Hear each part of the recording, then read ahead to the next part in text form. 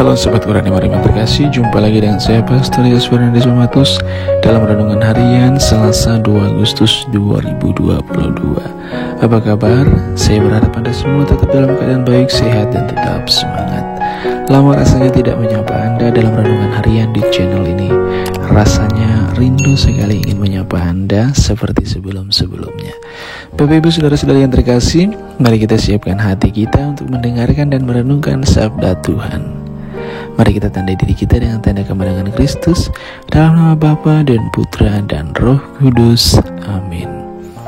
Tuhan bersamamu dan bersama rohmu. Inilah Injil suci menurut Matius. Dimuliakanlah Tuhan. Sekali peristiwa setelah mengenyangkan orang banyak dengan roti, Yesus segera menyuruh murid-muridnya naik perahu dan mendahuluinya ke seberang, sementara ia menyuruh orang banyak pulang. Dan setelah orang banyak itu disuruh pergi, Yesus mendaki bukit untuk berdoa seorang diri. Ketika hari sudah malam, ia seorang diri di situ. Perahu para murid sudah beberapa mil jauhnya dari pantai dan diombang-ambingkan gelombang karena angin sekal. Kira-kira jam 3 malam datanglah Yesus kepada mereka berjalan di atas air. Melihat ia berjalan di atas air, para murid terkejut dan berseru, "Itu hantu!" Dan mereka berteriak ketakutan. Tetapi Yesus segera menyapa mereka, katanya, "Tenanglah, aku ini, jangan takut." Lalu Petrus berseru, "Tuhan, jika benar Tuhan sendiri, suruhlah aku datang kepadamu dengan berjalan di atas air." Kata Yesus, "Datanglah." Maka Petrus turun dari perahu dan berjalan di atas air mendapatkan Yesus. Tetapi ketika dirasanya tiupan angin kencang, Petrus menjadi takut dan mulai tenggelam lalu berteriak, "Tuhan, tolonglah aku." Segera Yesus mengulurkan tangannya, memegang dia dan berkata, "Orang kurang percaya, mengapa engkau bimbang?"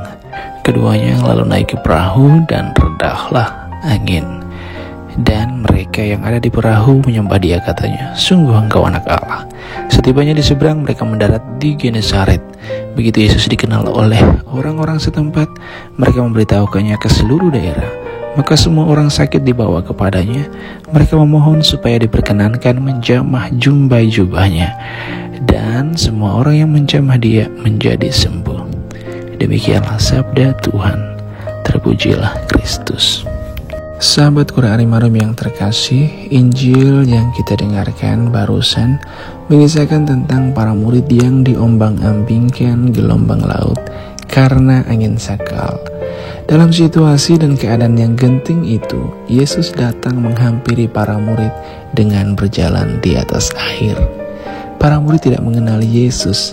Mereka menyangka Yesus itu hantu, bukan Tuhan. Badai dan gelombang yang besar membuat para murid tidak mengenali kehadiran Yesus. Sahabat Qurani Marim yang terkasih, hidup kita pun bagaikan sebuah pelayaran yang mengarungi lautan kehidupan menuju kepada pelabuhan kebahagiaan abadi bersama Tuhan. Laut itu tak selalu tenang dan tidak dapat diprediksi gejolaknya. Hidup kita tak selalu nyaman dan tak pernah dapat kita prediksi dengan pasti apa yang akan terjadi ke depannya. Sebagaimana gelombang yang pasti ada di laut, demikianlah masalah dan persoalan dalam hidup pastilah ada. Hanya saja jangan pernah kita lupakan bahwa Tuhan selalu ada. Tuhan selalu menghampiri dan hadir untuk menemani kita, seperti Ia yang mendatangi para murid yang terombang-ambing oleh badai dan gelombang lautan. Tuhan katakan kepada para murid yang menghadapi badai dan gelombang laut, juga kepada kita yang harus berhadapan dengan badai masalah dan gelombang pencobaan dalam keseharian hidup kita. Jangan takut. Yesus katakan, "Aku ini, jangan takut." Mengapa jangan takut? Karena Tuhan kita punya kuasa. Tuhan kita adalah Tuhan yang penuh kuasa. Ia dengan santainya berjalan di tengah ombak dan badai lautan untuk menghampiri para murid.